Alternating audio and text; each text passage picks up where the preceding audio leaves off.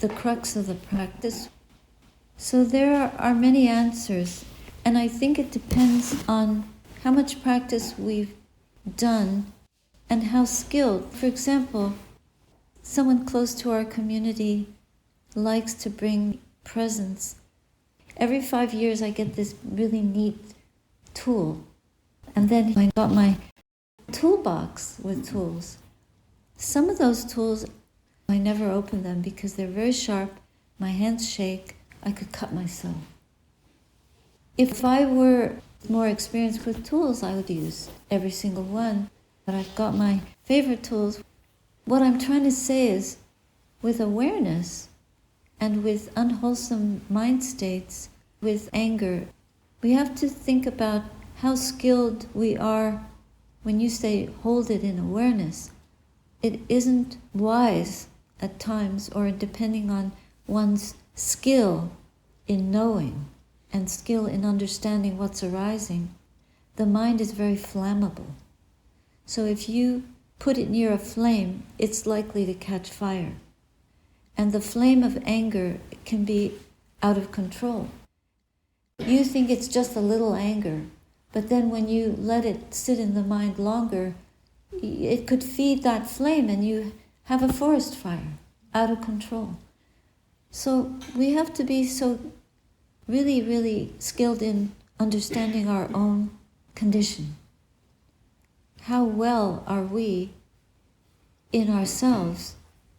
How flammable are we? It's a hard one to gauge. And there is no thermometer that you can take to measure. Well, I can hold that. Yeah, and then you remember that person. Oh, I'm not angry at that person. Oh, yeah. And then you start remembering other things that they did or didn't do and how hard that was and the suffering it caused. And then your mind jumps to another experience that is too hard to hold. And your anger has gotten so big that you're ready to go out and do something you shouldn't do. Or you're just obsessed with it. You've lost the balance of just knowing anger is impermanent because suddenly it's got the teeth into your heart. Or the flame in the heart is a light. That's one way of looking at it. Another way is you've practiced with anger a lot and you feel very composed, you've forgiven, there's no problem, the anger comes up and you hold it. What does it mean you hold it? Why would we want to hold anger if we know it's impermanent? Why do we want to hold it? This word holding anger, we don't need to study anger to be present. If it just moves through, that's habit of mind. But we don't want to create a habit or enforce to press for angry states or to cheer on anger. Now you be my object of contemplation, because maybe we're not really ready for that, but we're so poor at evaluating our own skill in practice. So why not, instead of holding anger, why not turn the mind to forgiveness? Why do we have to practice holding anger? Now, if you're practicing metta, if you're wanting to improve your skill and get more fluid in sending metta to people that you were angry at, first, the Buddha always gives this instruction, first it's important to be adept at sending metta to yourself. Adept. Till you feel a warmth in your heart. To send love to yourself, to forgive yourself. Once we can really do that, then we turn not to the people we're angry at, not right away, but we turn to those that we love and cherish. Easy. Oh, beautiful meditators, members of the community that love the practice and want to bring goodness into the world. Easy. But even before that, there is one recommendation where you focus on a teacher or your mother or someone that you have a debt of gratitude to. So it's a gradated, it's an incline, it's like an ascent. You don't climb the highest mountain when you're just learning to wear your boots. You take it in stages. Step by step, gradually, we learn how to deal with unskillful states of mind. But if we hold the anger, because the mind is very flammable and unpredictable, it might burst into tears. You might start, why did I do that? You get angry at yourself. And it just multiplies. So I think the gradual approach might be better. If you've done this kind of loving kindness practice a lot, and you're very good at it, and you spent many times already being with angry mind states and immediately zapping them, like impermanent, and it's gone, then yes, because the mind will bring up memories, bring up even emotional memories, because there may be pain in the body that registered somebody beating us when we were a kid. So when you think of that person, remember them, you might remember how angry you were. So there might be a residue in the heart. And that suddenly, it's almost like we're Dhamma windshield wipers, or we're cleaning the windows of the heart, and we find a spot that won't come out. Well, that was that buddy of mine that cheated me, or something like that, and you know the anger that was there. You just wipe it and it's gone. But for some, maybe it was abuse, it was violent, it was very deep, and you can't just wipe it. You have to rub and work on it, and little by little really take out the residue of the stain of that in the heart. And that's through understanding the Dhamma. In fact, when we wake up to the truth of what we are, then that love is so powerful that it will immediately remove. It's like a stain remover. It'll remove all the stains of the pains of our lifetimes, not just this life, because we wake up to the truth of what we are. And it's so much easier to let go. The whole past, it's like meaningless, in a way. It's not meaningless, but it doesn't exist. It's just in the memory. And we're totally in the present moment. So present moment awareness doesn't hold anger. It may recognize mind states that are unskillful, and they just arise and cease. They arise and cease. Because the habit, mental formation habit, is still there. But we know it and we never spend time with it. Because why would you spend time with something that doesn't serve anymore? And we get so skilled that it's like you keep the room clean, you keep your visual field or your heart field, it's clear. When waking up, there's a complete clarity that you don't need to be clearing anymore. When there's fully awake, the being who's fully awake doesn't have to clear, it's just clear. Yeah, it's just clear.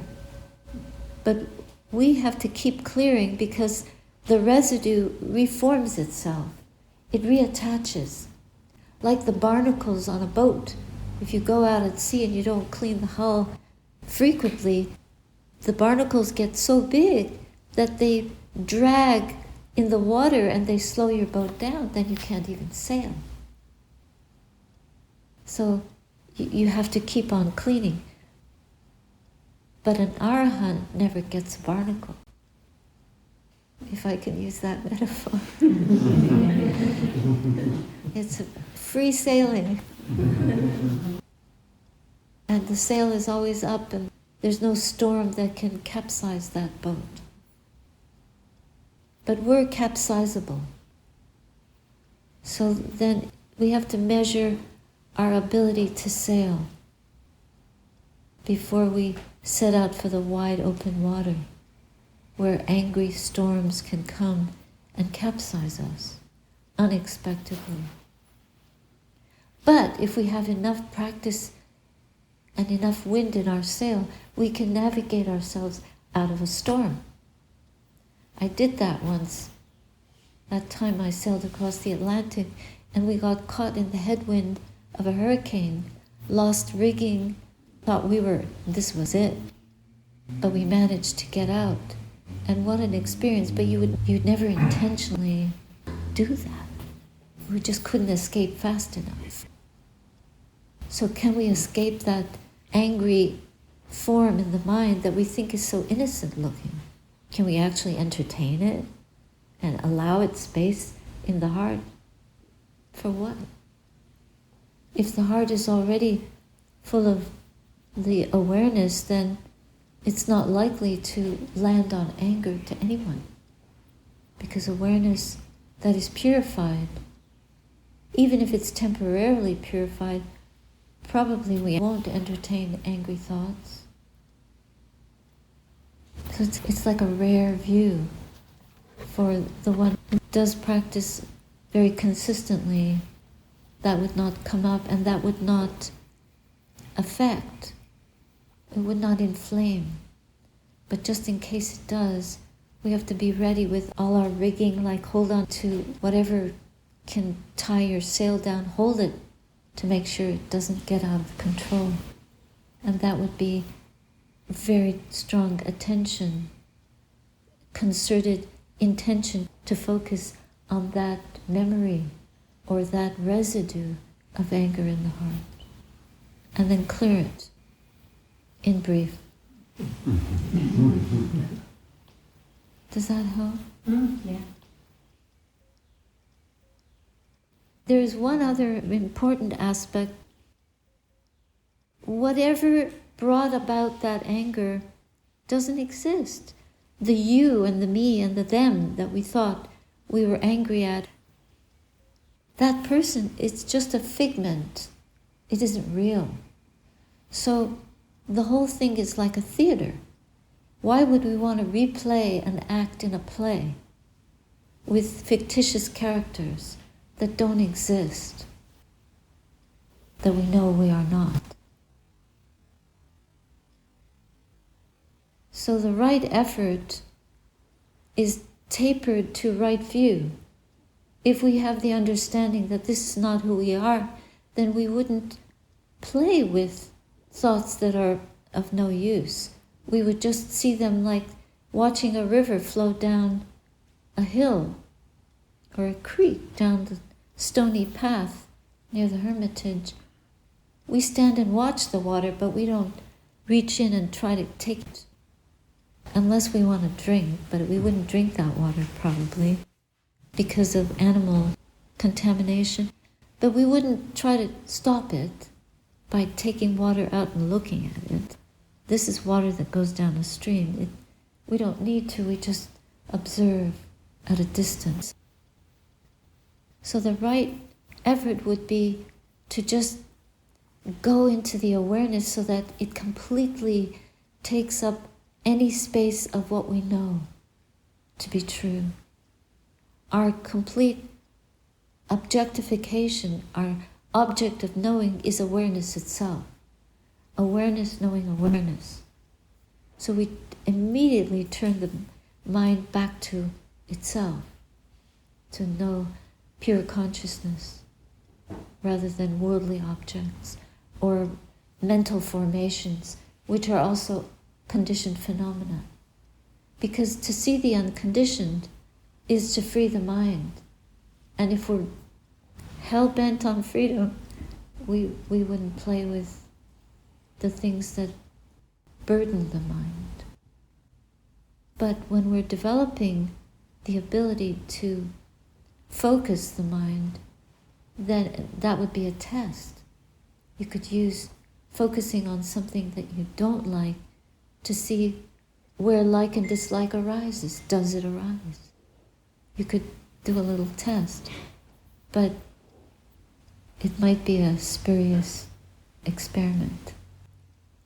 When there's so much love needed in the world, why would we spend an extra moment looking at anger? Think of, I know it's only seconds of holding anger, but studying anger, the Buddha doesn't tell us to eat poison. And anger is the poison of the heart. It's like an out-of-control fire. So why would we try to go near it with the mind? Why would we want that which is the enemy of loving kindness be near to us, even in thought? So as soon as it arises, we would just send it to the door. There's the exit.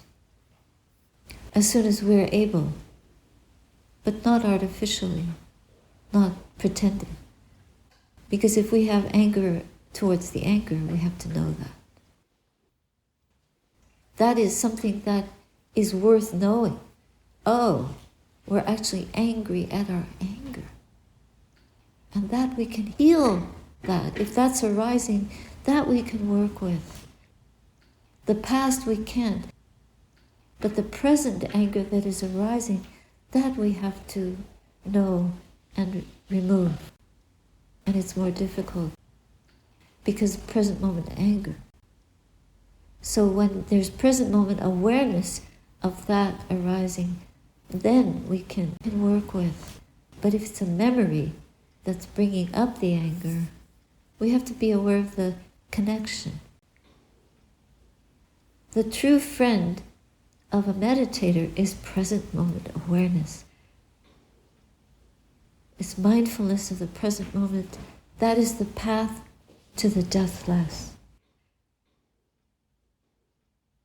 If we're really sati sampajanya, if we're really paying attention and we really see with wisdom what relationship is going on with the conditioned phenomena arising in awareness, then we would immediately expel and heal, clean, clear, as soon as we can.